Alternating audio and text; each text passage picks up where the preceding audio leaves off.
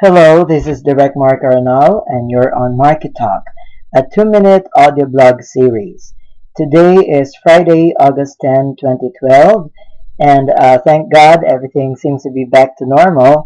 In case you don't know, Manila had been devastated by heavy flooding for the past several days, no? At ngayon pong araw na ito, everything seems to be back to normal. Back to normal in the sense na balik na naman po tayo sa trabaho. May mga eskwelahan po na may pasok na today. And later on, I'm going back to the studio as well. But for a lot of our countrymen, hindi pa rin po normal ang kanilang sitwasyon.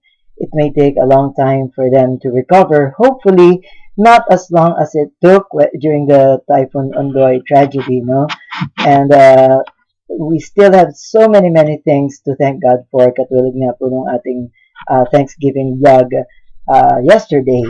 Salamat po na konti lamang po ang casualty compared to Ondoy.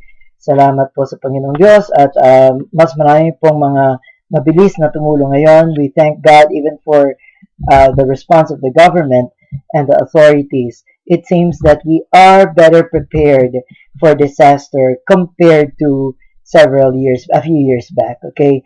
And we really thank God for that. It could have been so much worse.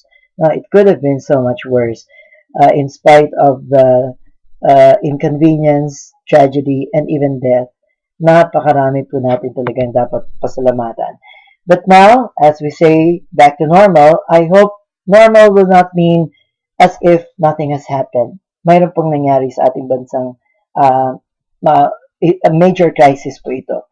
Maybe some of us were not affected, but it does not mean that the tragedy is any less real. Marami po kailangan pang gawin para sa ating taong bayan. We pray that there will not be donor fatigue.